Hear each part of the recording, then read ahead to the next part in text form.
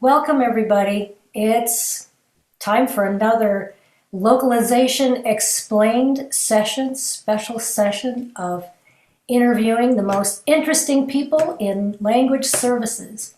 And today we have a very special guest in what we're calling a day in the life of a language lover. Of course, that's everybody who's here. Exactly. Probably. If you're here, there's a reason. It's because you love languages.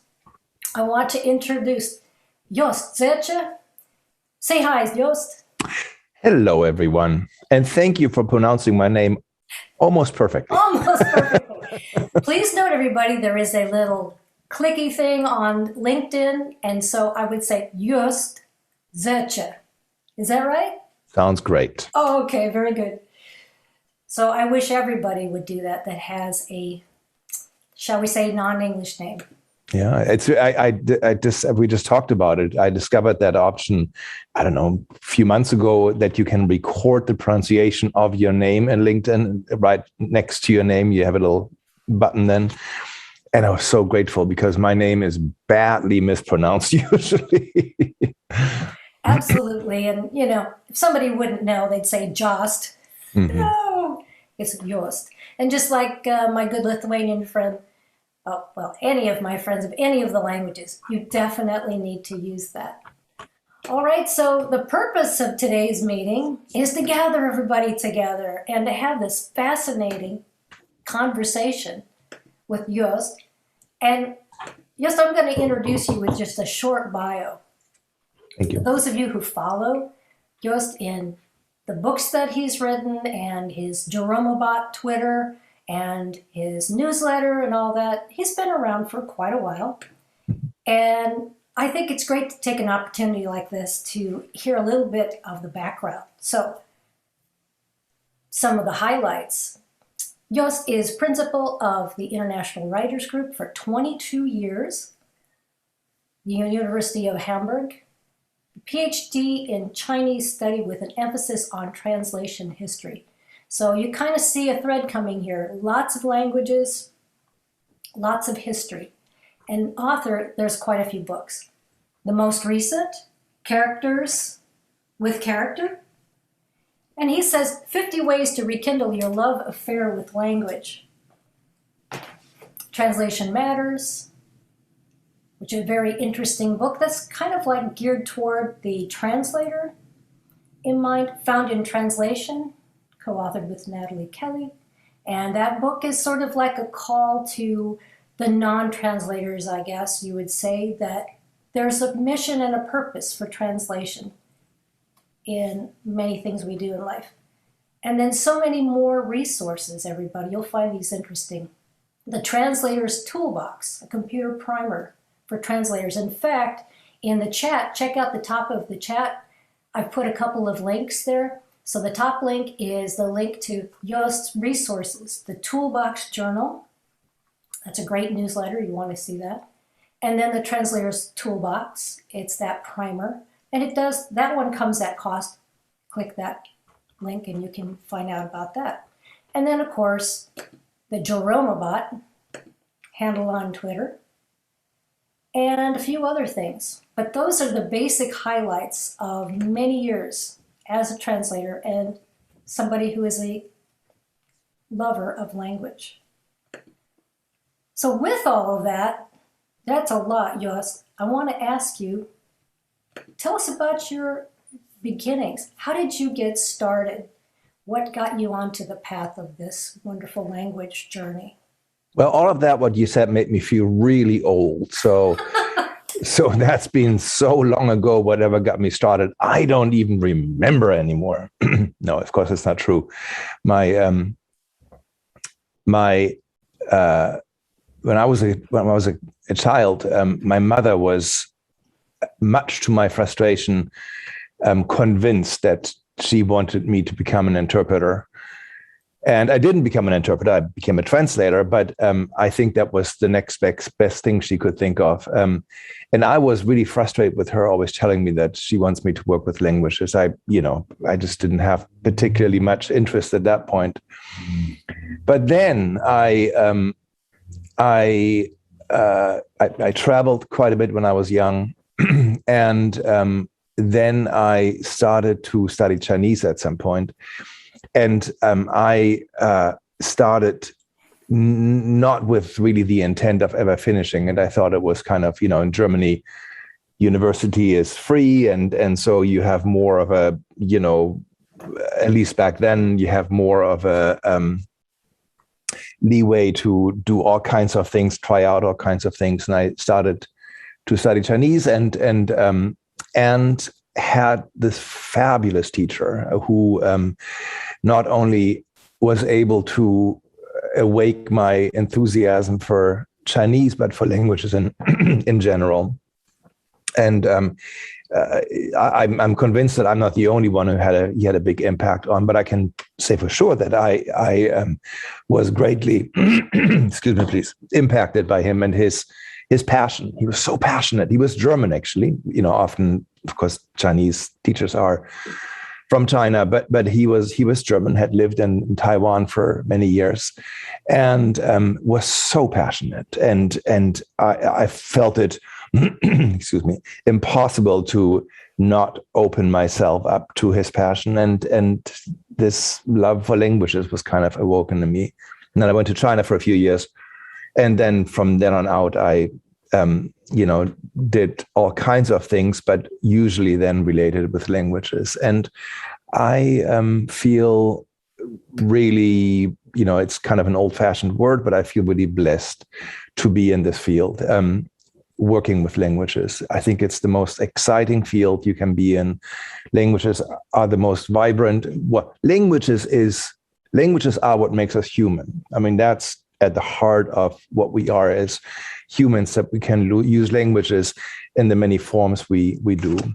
And the fact that we don't just use one language, but 6,000 different languages or 6,000 plus different languages makes it all the more exciting. And I feel blessed to do what I'm doing. Excellent. Oh, very nice summation of so many years. And you can distill it all down into passion and connection and connecting people with words, but so many paths. So do you think this will be forever intriguing, what we do with languages, how they evolve, how we started with something scratched into a rock, into a reed and a brush, and into the computer typing? Oh, I think so. And I think that in a way, languages will become even more interesting. Of course, there are things that form a trend that goes against it. Many languages are dying, but I think there is an increased awareness of the multitude of languages, and it's so. If you think about the fact that a computer is so much more capable in so many ways than you are by a trillionfold, right? I mean, a computer can process things and can store things so much better than you can. But there's this one area where it really fails, and that's language. I mean, it doesn't always fail, but all of us know that machine translation is not reliable and often faulty, and just that fact, I think, it makes me believe that languages will stay vibrant and interesting as a field for passion and research and for professions like ours. I assume that many of you are translators or interpreters or work with languages in some way or the other. Absolutely. Absolutely. And now you picked up on an interesting track. When I look at the books from the past, and clearly the books from the past have numbers that belong to those eras. And it's interesting, you having studied history, if we study you, we get history. So we see how the language technologies progress. I see references to, really old things. translators workbench. I don't know, you could have had S-tagger mentioned here from the years past and all those ancient tools. And, you know, the people that are here in contemporary times may go, oh yeah, we don't use those anymore. But where did everything come from? So I think history is very important. And what you said about how translation tools, you know, MT and all that works, it's the way things are structured for the computer to respond and therefore do output. And maybe someday there'll be something that plugs into our brains and then anticipates what we're going to say and then translates it. But until then, we still have a way of expressing ourselves. Oh, and you know, so I sounds like you're referring to something like a, you know, like the moment of singularity when a artificial intelligence really, you know, has come to a point where it surpasses our ability. And honestly, at that point, life is going to be so vastly and completely different than it is now that I don't even know where to start thinking about that. You know, it's you know, to think about AI being a threat to the translation profession. I understand where that fear maybe is rooting or where it comes from, but it's really sort of irrational in the sense that that once artificial intelligence reaches that point, we have very different worries than, you know, not having a job as a translator. Well, it's true. I mean, you know, I've given a series of lectures over the last few years that all, you know, I think the title was why translators are the last people in the office who are going to turn off the light. And I it was more smartly phrased than that. But the point was to say that our profession truly is, I think, maybe the very last one to go. You know, that if it ever comes to that point, language is the most difficult thing that computers are dealing with, and that's why they are dealing with it. I mean, it's not a coincidence that from the 1950s on, machine translation was on the hearts and minds of developers, because they knew that was the hardest nut to crack. You know, and of course they were very, you know, hyperbolic about what they can do, and often always failed. But once language is truly cracked, the moment of singularity has arrived. You know, general artificial intelligence is a reality. Whether that ever happens, no one knows. But again, at that point, I think translators in their profession are, you know, should be worried. But again, we should be worried about many other things. Exactly. You know, then also, I mean, then we're going to sit around on our couches and don't really have a profession anymore at all, because there are not going to be any professions at that point. Well, and these days you can just click something and everything's delivered to you anyway. So, yeah. So all right, very interesting. And interesting from the research and the history side of languages and so forth. And I love how you have these YouTube teasers about the new book, about the character. And your phrase is so wonderful where you say, I think about languages, I dream about languages, I'm all about languages. So you have thought on the mind, in the dreams, this is what you do pursuing forever. So of course, that's true for all of us, right? I mean, you know, whatever we do is connected to language, because that's how we process, that's how we think, that's how we communicate. But yeah, you know, language has an impact on any and every area of life. There's no part of life where language is not a part of. And to look at that and to understand that language has that power and has that influence on our lives and the lives of people around us, and then the lives of people not around us, but who also rely on language. That's really interesting. I think that's what drives me. Absolutely. So a typical day for you, and in the Day of series, we go through everything. And I know you have probably a really strong writing component when you do writing, when you start your day? Tell us a little bit. Walk us through what you do in your typical day. Mhm. Well, these days I'm often panicking a little bit when I start my days because they're so full usually. So what I do when I come into the office, unless I have something very, very urgent that I need to do right away, I sit down and write out sort of a plan for the day, having to do the many things that I'm doing. So I'm doing translation still. I think about 30% or so of my work. Actually, this summer was significantly more. This summer was like 60 or 70% is translation, technical translation.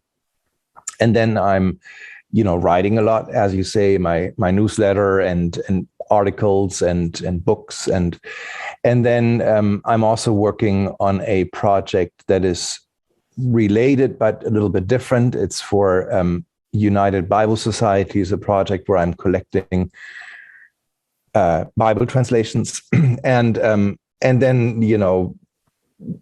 I'm of course, like many of us, in various committees and all of that. So it's my days are very full these days, and I hope that I'm going to go on vacation on Monday, and I hope that I will have a little bit of a refreshed spirit when I come back from 2 weeks of, away from everything. And because I kind of need it. I'm tired right now. Absolutely. Yeah, I'm very busy, and I get that sense. So, Jost, as German English translator, very busy with just those tasks, but you managed to fit in time to get this incredible book produced. Mm-hmm. And I get the sense that were you collecting these little notes about these, or something you had in your mind? It took you, 10 years to put this together? Well, so the story there is that that the new owners of Multilingual contacted me and asked me whether I wouldn't want to publish something with them. And I first went like, I'm so busy, like I said, doing other things that I wasn't too thrilled about it. But then I remembered that I had this little project going for many years now, for about 10 years, where I had started to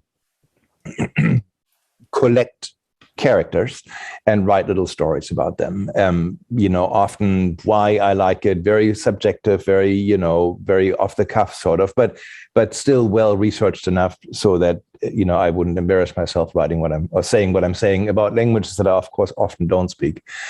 And so I suggested to them to make that into a book. And I have to say I'm very happy about the book, because it's sort of it's more like an art project really than anything else. It's a coffee table book that you can stroll through and strolling in the sense of like you would stroll through an art gallery or a museum, and doesn't have page numbers. That's my favorite feature of the book. So you can never tell where something is in the book. It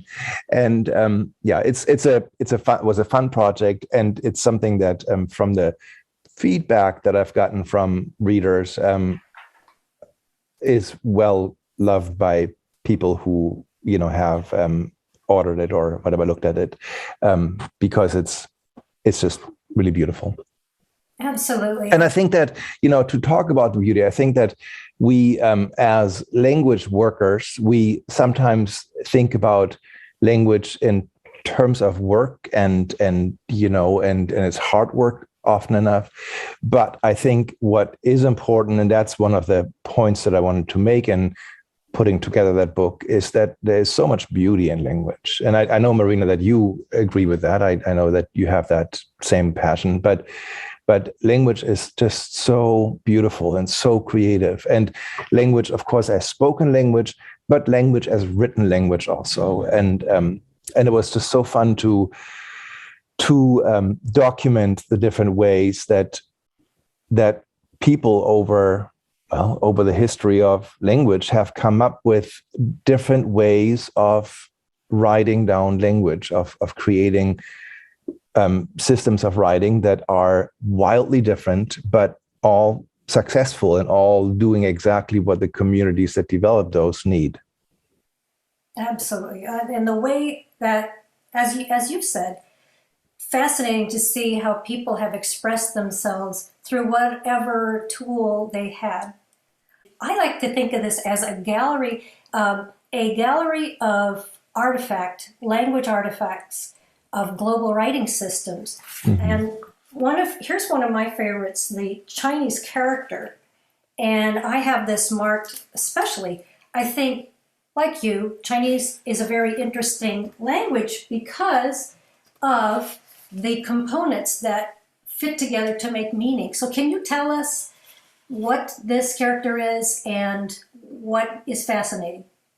So that character, I really like that character a lot. So Chinese characters, as you all know, are not all ideographs, but some have ideographic components, and this particular one has a lot of ideographic components, and it tells a lovely story. It consists of 3 different parts, and each of them are ideographs in themselves. So the first of them is the character for grain, like you make bread of or whatever, or grain rice or whatever. The second part is the character for fire, and combined, the grain and fire stands for fall, autumn, because as we all know, in the fall, very often the farmers would burn the remaining parts on the fields that everything has been harvested, but there are some stubbles that need to be burned. So when do you burn? You burn in the fall, and so that combination of characters means fall. And then there's a third part underneath those 2. It's the heart. And whenever you see that heart in Chinese characters, usually an emotion is being described. And so what kind of emotion do you have in the fall? Well, you're melancholic. So melancholy is the meaning of that character. And I think it's so beautiful. It's so sweet and also so this is something that was thought of thousands of years ago in a culture that is really different from mine and from yours, Marina, and from many of us. But it's so true. It's like there is something that we recognize as truth in that yes, the fall is the time where we all well, maybe not sad, but where we feel little melancholical, and so that's why I love that. I think it's just a beautiful story that kind of touches on one of the touches on a common experience of mankind. I like that a lot. Interesting, very interesting. And comment that I mentioned to you when we met. I feel like this is storytelling time here. I'm holding the book, but yeah. What's interesting is that you have the components that fit together of the different meanings, and your mother tongue, German, has this horizontal representation when you compound words, so you get a word that's like 57 letters long.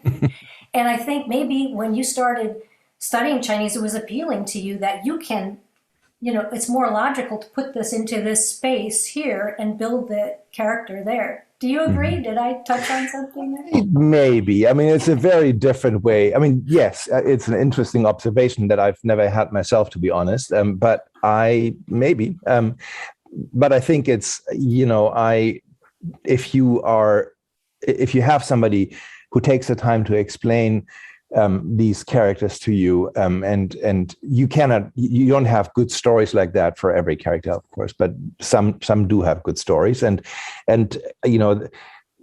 stories are fascinating regardless of your own background, regardless of how your language is being organized or being structured. Stories, we are all made up of stories, and that's why stories are so powerful, because they speak into our lives and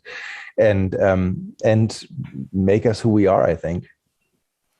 Very good. And the whole notion, I've read here in the preface and some of the publicizing that you've done about the book, this is intended to be not only a celebration of these characters, of the languages, but also a talking point.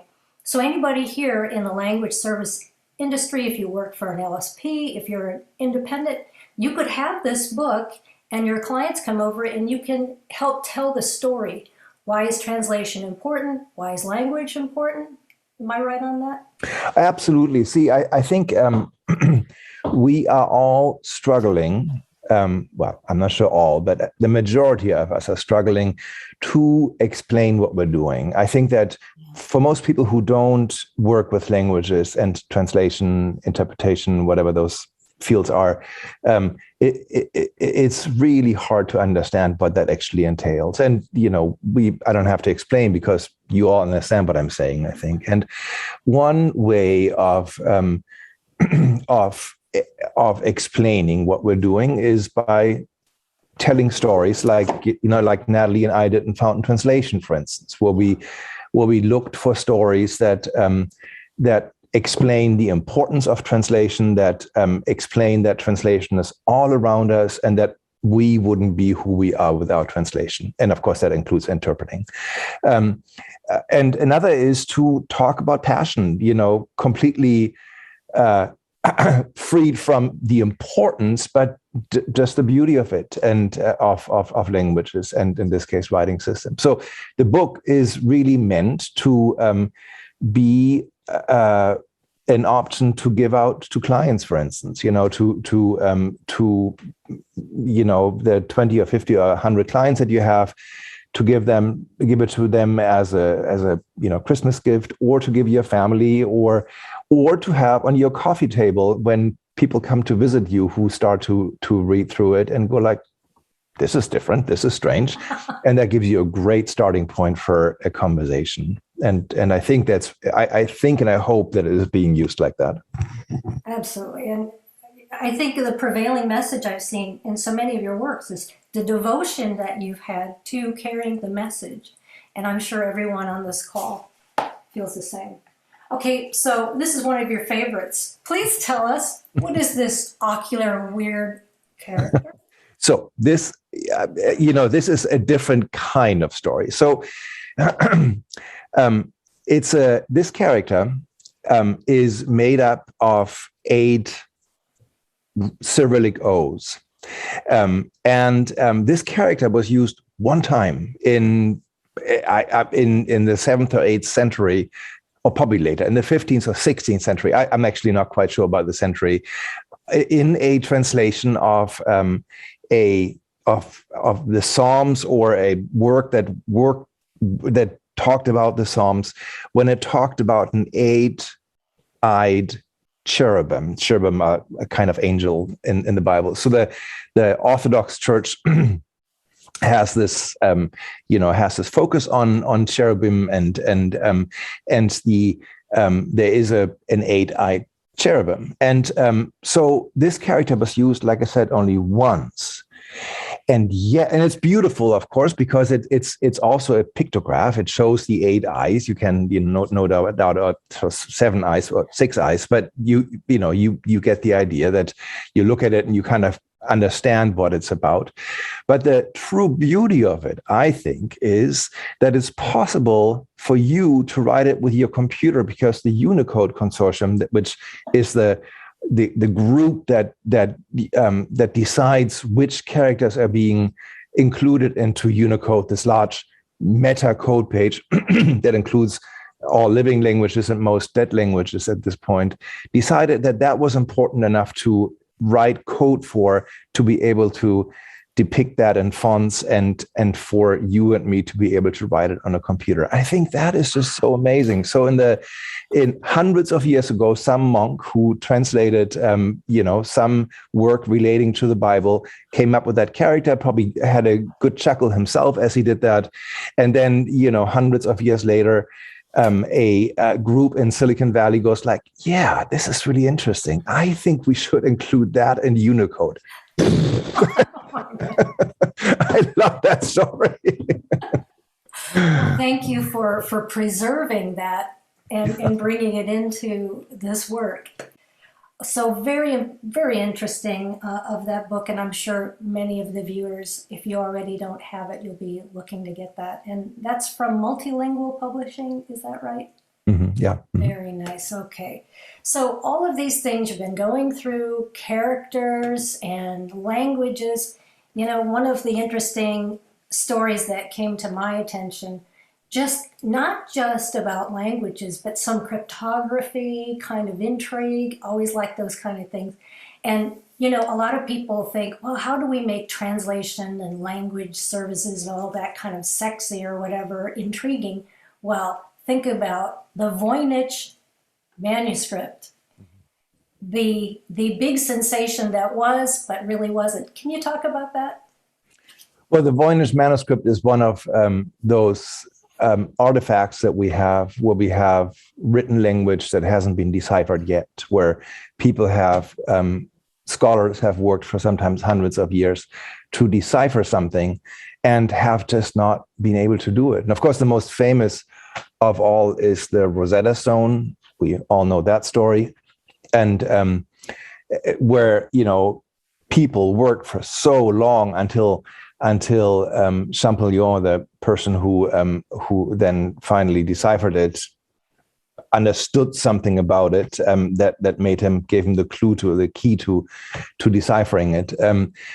But there are many, and he had the advantage, of course, that on the Rosetta Stone you had a number of different languages, sort of a translation memory of kinds that he was able to use with and against each other to make sense of the Egyptian text. That was the one that was difficult to decipher. The Voynich Manuscript has not been deciphered yet, but it's kind of interesting. If you go to the Wikipedia page for the Voynich Manuscript, you have 6 or 7 different times when somebody said, "I got it! I finally deciphered it." And then often, 3 months or a month or 6 months later, somebody comes up and says, "Yeah, I don't think that was it." And that was, of course, the case recently. I think a year and a half or 2 years ago, maybe, somebody claimed to have deciphered the Voynich Manuscript and came up with a pretty fancy, explanation, and everybody was very excited about it. And then shortly afterwards was all proven to be untrue. I think there is really no particular importance, I think, to deciphering. It's just a great mind challenge to be able to decipher something like that. But it's a mind challenge enough for many researchers to continue to study it and make sense of these characters and the text that they find on it. And so far, nobody has been able to do it. And there's a number of others where they also have not been able to do it. Oh my goodness. So challenge to all of you out there, give it a try. Give it a try. Don't talk about it.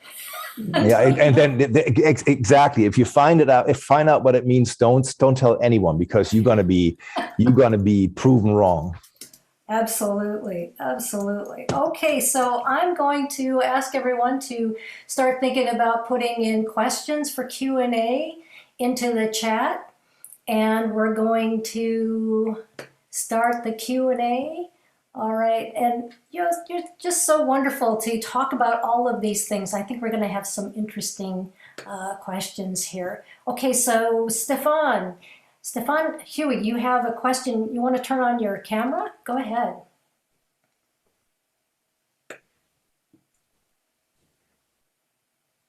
Hey, can you hear me? I can, yeah, great. Jost, wie geht's? Sehr gut, danke. I'm particularly interested in your Chinese journey, because that's a journey that I haven't experienced at all myself, and always find it fascinating when Westerners or people that are from my neck of the woods. I'm originally from Belgium, so we're not that far apart, I think. I find it particularly interesting that they get to live in China and travel there and speak the language and all that. So my question is, how do you think China has changed for Westerners over the past 20 years? Have you been back recently? Do you see a major difference? What's your evaluation of that? I tell you something that is kind of embarrassing to admit. I'm terribly scared to go back to China. And the reason why I'm so scared is because I'm so afraid to be disappointed. And maybe I won't be disappointed, but I know that China has radically changed. The last time I was in China was in maybe 98 or something. So, more than 20 years ago. And for a while, we thought that my wife and I, who actually met in China, she's American, but met in China, we were both teaching, we had sort of planned to live in China and to be in China and to do research and whatever in China. And that then didn't become possible through various reasons. And then I stopped going to China regularly, because of my new profession as a translator and all that. And China developed very quickly, of course, as you have alluded to. And it sounds really silly, but you have an image of something that you really loved. I was very passionate about living in China, and my Chinese was decent, and I felt like this is my place. And then you are then kind of scared to find out that it's really different from what you had in your mind. So it's a really unscholarly and almost embarrassing answer to your question, but I think there is something in me that would like to see what it is like right now, but I know it's going to be so very different that what you just said, and I it resonated with me so thoroughly. I don't know whether you have the same feeling when you go back to Germany. I've been in the States now for 27 years, dating myself as well.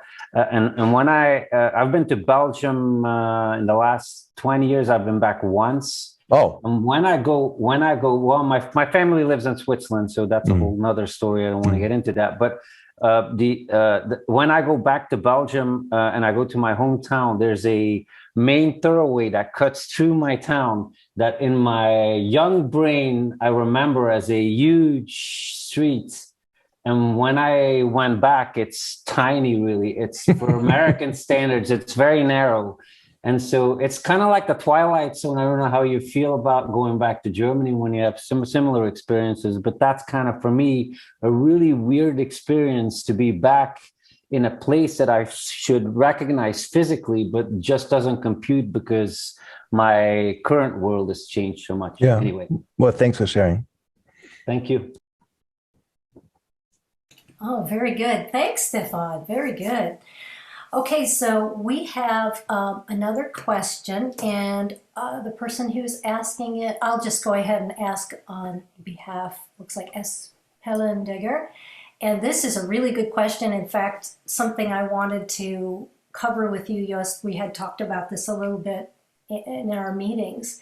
So the question is, asking about your work life, do you have suggestion for translation students?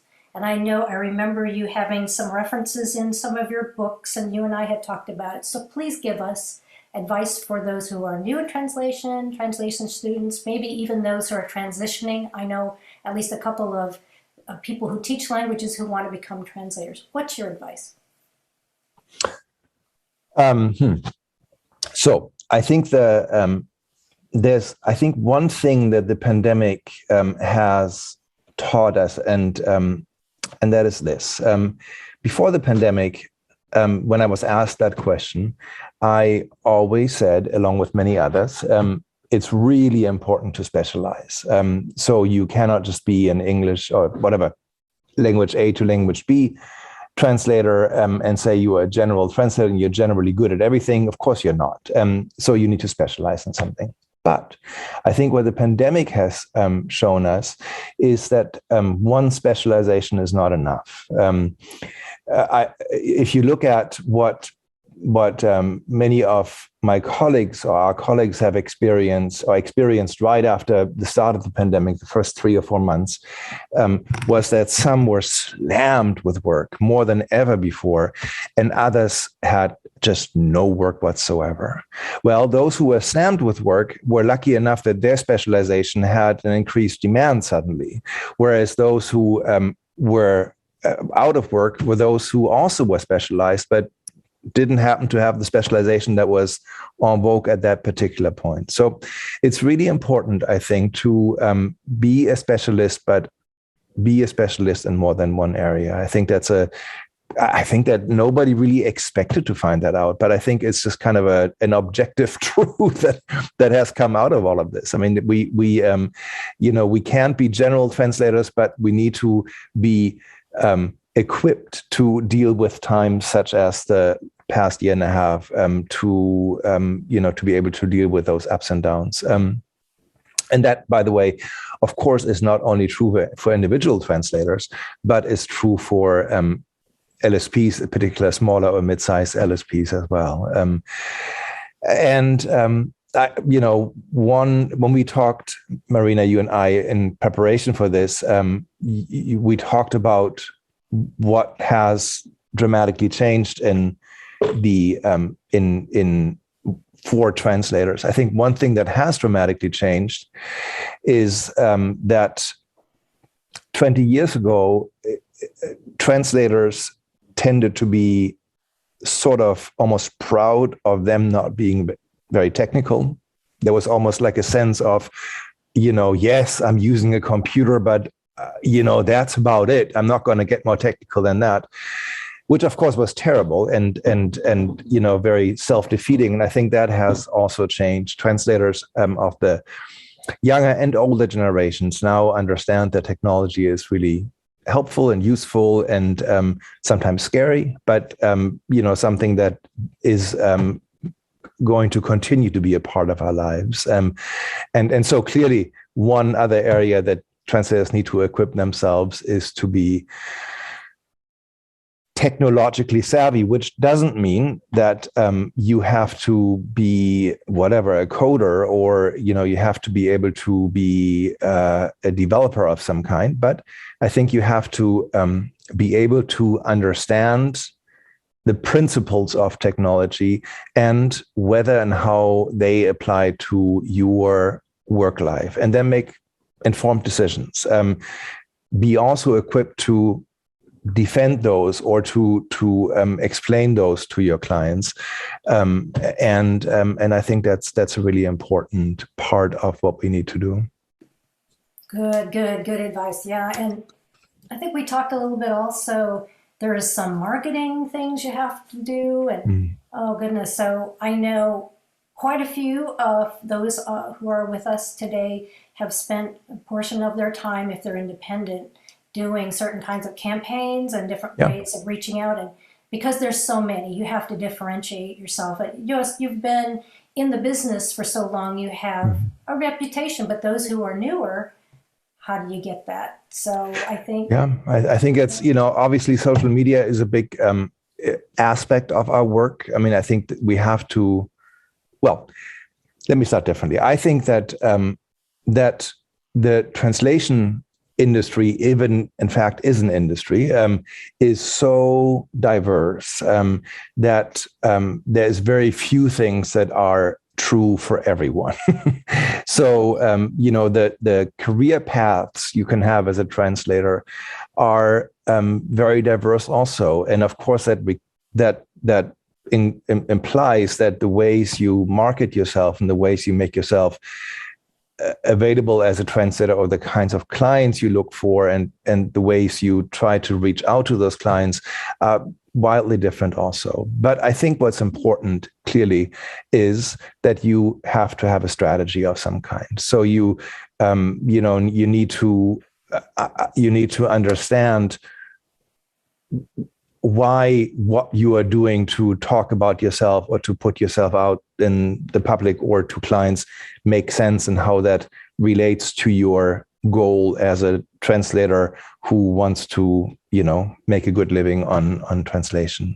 I think there's a danger for many translators, and we see that. I think all of us have seen that, that social media sometimes is sort of used by many only as a way to talk with each other. And that's of course okay, you can do that, but then you need to understand that that's not going to bring you any clients, or that's not going to bring you any work. I mean, either you use social media or other ways to reach out to the public to build a reputation or to directly market yourselves to potential clients, or you don't. And I think it's sometimes unhelpful to mix the two. It's maybe tends to be a little confusing to clients sometimes to see those two different personas in the same under the same account, and so I think that we just need to be strategic and need to understand what we want to achieve, and then develop a plan. Very good, very good. And I'm sure a lot of our viewers are taking notes and comparing, with what they've been doing. How do they make, fit into a niche that works? And then they'll probably change in time too, I would assume. All right, now we have another question from Jacqueline, and Jacqueline is asking about various locales of Chinese language. You want to turn on your camera and please ask. Yeah, she's on. Question. Okay, thank you, Marina. It's been a great event. Thank you. Mm-hmm. Hi, Jost. Hey, Jacqueline, can I ask you, did you know the story of Chou, how that became, why that is sadness or melancholy? Actually, no. I see, that is so interesting, but it's a good story, right? I think it's a true story. And the interesting thing is that I didn't ask you that now to embarrass you, not at all. I mean, but I know that this is I've had many Chinese readers who went like, I've never thought about it that way. Anyway, I'm sorry, I didn't interrupt you. That's the same to me. I think in many ways you know more about the Chinese language than I do. No, I don't think so. Please, your question, Jacqueline. I love the observation, but please ask your question. Okay. My question is also about the Chinese language.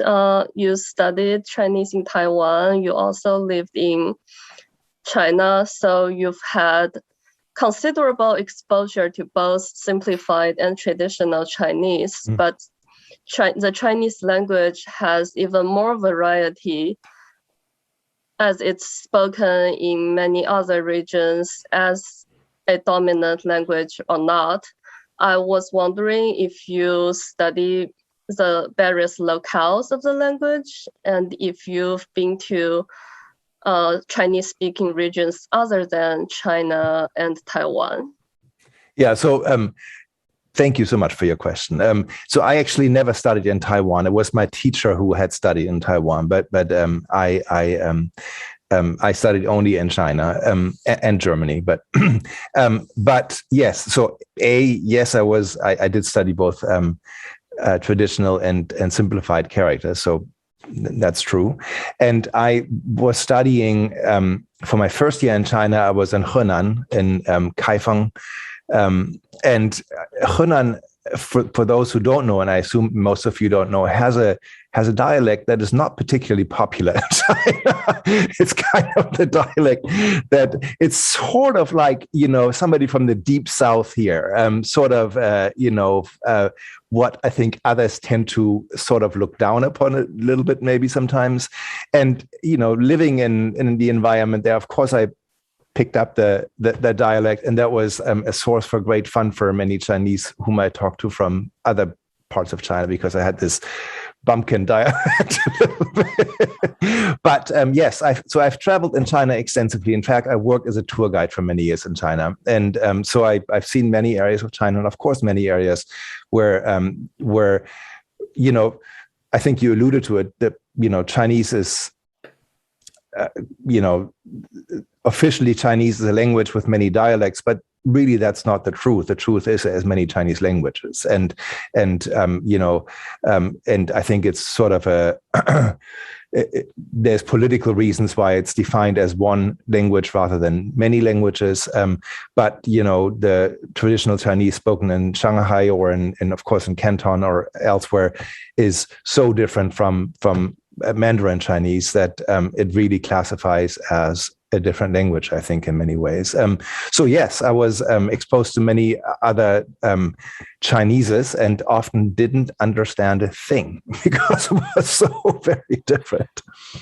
Yeah. Wow. Thank you very much. That was amazing. didn't exactly answer my question, but I think it was more than that. Thank you very much. Oh, thank you. Well, and you did cover some stories in that, and that is so fascinating too. Talk about minds expanding when you think about so many different dialects and languages within those regions. Oh yeah, and of course China. In the case of China, not only do you have the large range of languages that are either dialects or individual languages of Chinese, but you also have many minorities living in China who, speak entirely different languages, of course, that have often no relation at all to Chinese. And, many of them are struggling to maintain their languages. But there's like 55, I think, different minorities in China. Unofficially, there might be many more who speak different languages. And so, yes, there's great variety even there. Absolutely. Okay. Great. Oh, I love this conversation. Okay, and thanks, Jacqueline. We have another question from Mariana from Miss, the school up in Monterey. She's not able to turn on her camera, so I will give this question to you. What is the most rewarding project that you ever did, and why? That is so funny, because I was thinking about that this very morning. So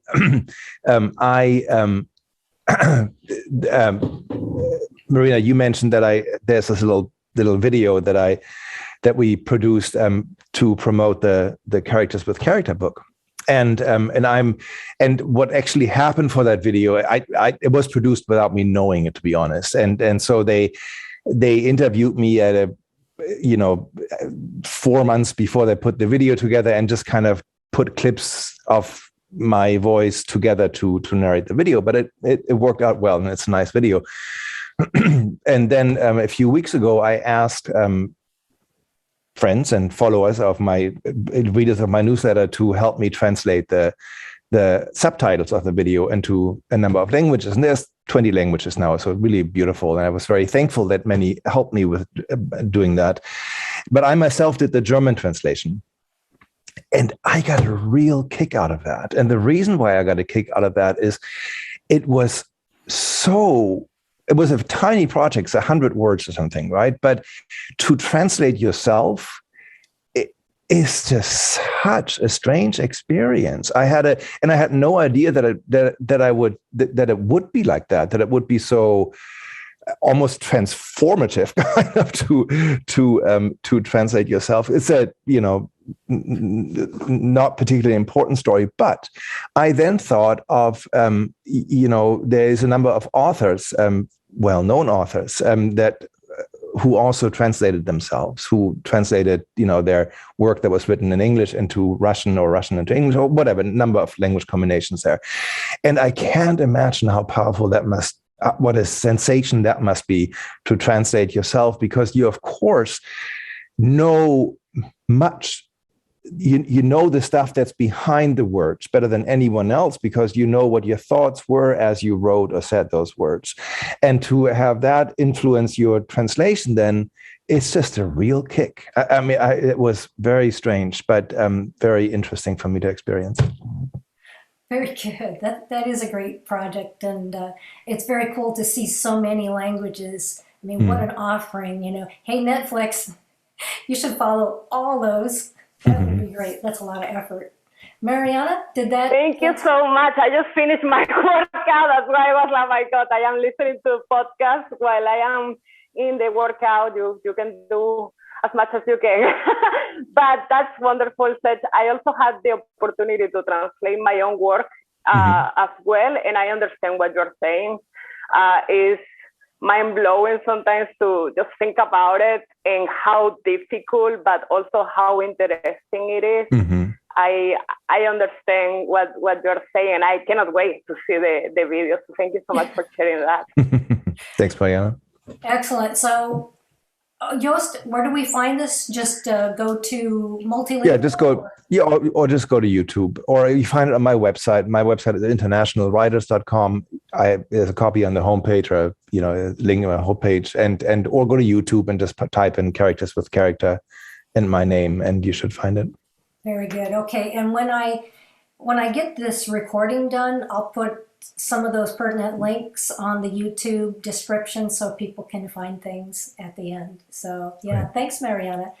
Yeah, that's a fabulous project. And you can always go back to the source for questions, huh? Mm-hmm, exactly. Don't always have that opportunity. That's exactly right. Very good. Okay, so I think we've got through most of those questions. And I think Prachi is raising her hand. Prachi's got the hand raised. Yes, Prachi, please turn on your camera. Hi, Marianne. Hi. Ja. Guten Tag, Jost. Wie geht's? Guten Tag. Mir geht's sehr gut, danke. Das ist eine wunderschöne Abend mit Ihnen. Ja. Dankeschön. In Indien ist das Abend jetzt, ja. Oh yeah. So it was wonderful a journey. I absolutely enjoyed it. I'm a German teacher in India. Oh, you are? Teaching, right, university. And what scares me is that you are giving in so much effort into the work that you are doing, translation, understanding all the nuances, the concept of localization and everything. Whereas by virtue of machine translation, which has instilled such a lot of confidence in younger people, that was just 2 levels of certificate, they're all putting their profiles on LinkedIn saying they're translators. Yeah. It gives me a real scare that we have let loose a generation out there which is confident with some gadget, which might not actually, which might actually be a defeat for us as language people. Yeah. What do you think about it? I think you're right. I mean, I think, like I said before, I think the world of translation is super diverse. And part of that diversity also means that there are very different kinds of clients with very different demands and different expectations for the work that is being delivered. And accordingly, there's also different translators who produce different quality work. I think that I don't particularly like the term premium translator because it's so sort of so proud and so what do you call it? So exclusive. But there are premium translators, I think, and who produce very high quality work and who are recognized as such by the clients and who are paid accordingly. I think the translators you're referring to that use technology maybe in an inappropriate manner and rely way too much on technology, etc.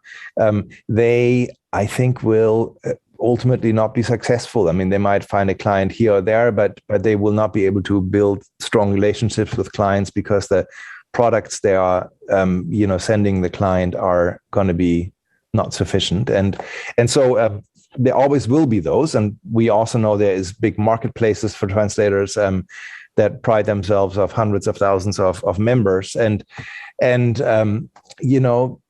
are, of course, are good translators among those hundreds of thousands of members, but many are maybe not so good. And so I think it's kind of a especially when you don't have a certification program in certain language combinations. I think certification programs, or of course university degrees, etc., help for clients to know that they should be able to rely on the quality of their translator. But if you don't have those, and the majority of language combinations, of course, doesn't have that, then I think it is a matter of trial and error for clients to see which translator is able to deliver the quality the client expects. And there are plenty of clients who don't expect great quality, and so, right. So right. Maybe with the chunk of all that technical things and the stereotypical things that are coming in, maybe because in India, we are doing a lot of business processing for the rest of the world. So maybe it's just a stereotypical job and they feel confident. Yeah, exactly. Maybe. Yeah. But I really enjoyed the characters and I think I'm going to acquire it really soon. It's a wonderful idea. Yeah. And your German is very good, by the way. It's very, very free of accent. Yeah. Thank you so much. Yeah. That's, Very good. Thanks, Prachi. You always have good questions. Okay, so we're almost out of time here. I do have a final question for you, Jost, and I'm sure you'll need to run along soon. But you had told me about this incredible project, and gosh, we didn't get a chance to talk about it. It's called TIPS, and it is thousands of languages translating the Bible. Is that right? Tell us about this, and why is this so fascinating? What do we get from this? So that is indeed. I mean, and truth is, I should have used that as an example of the most interesting project ever worked on, because that truly is the most interesting project.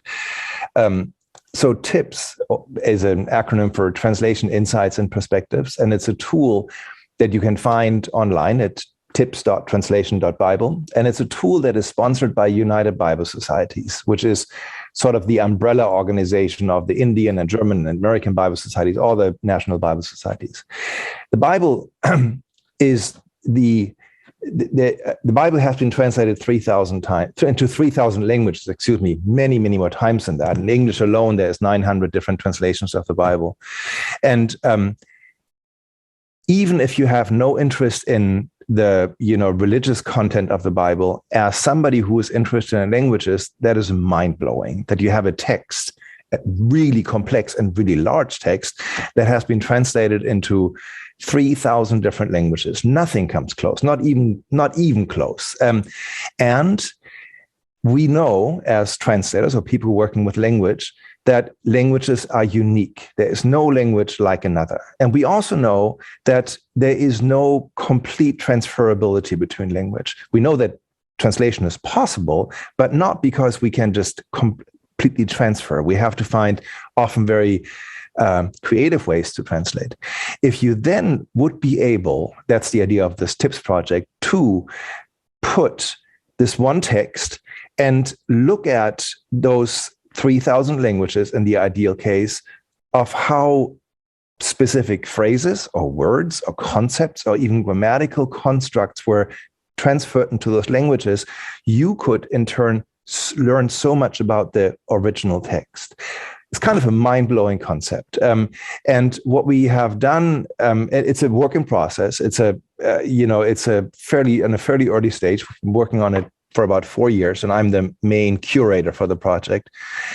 At this point, we have like 700 some languages in there, languages that most of you will have never heard of, languages that I didn't hear before I started to work on it. And we have those translations and then back translations of those translations into English to tell stories about how specific concepts were translated in those languages, and in turn allow us to have a completely different view or a new and expanded view of those concepts and ideas. And of course, the Bible, even if you don't like the Bible per se, there is virtually no concept it's a very large and extensive books with all kinds of texts and all kinds of things that it's talking about. So you find a lot of interesting data in there, even if you're not interested in the religious content of it. I would really encourage you to just have a glance and be kind of enthralled by the hypermultilinguality of the world and which is so well expressed in the Bible. Yeah, I love it. The hypermultilinguality. Wow, we're going to use that. That's a German compound right there. Very cool. Yeah, so I clicked on a few of those, and it was amazing that it scrolls all these languages, so many of them. And if you're just curious about these esoteric, so many types, take a peek, and there's a lot of reasons to look at that. Very cool. Well, thanks. I wanted to remember to ask you about that because that seemed like a really interesting, big effort. So again, thank you, Jost. We're coming to the end. Oh, and thanks for putting the URL into the chat. Everybody Sure. Check that out. And we have lots of kudos and thank yous in the chat. I think everybody really enjoyed it so much. And, you know, thank you for the book, Juliet says. Thank you for the work. Good to see you again. And just, you have a lot of fans, and rightfully so. It's your devotion to the practice and working and helping us all express ourselves better. How do we talk about languages and why do we love them so much? Everybody has a different story in that way, but we should get out there and tell those stories. That's and right. Keep those languages alive, right? And That's right. You know, in our hearts, but then also in our work.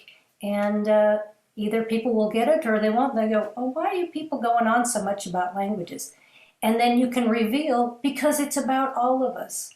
So That's right. I really cherish everything we've talked about today. So thanks again. So again, Jost Zetzsche, for your lifelong work.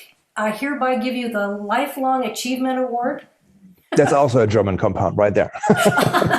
Excellent. Well, thank you so much for having me, Irina. I really enjoyed it, and it was great to see the many questions, and you had great questions also. Thank you so much. We'll see you another time. Bye. Bye.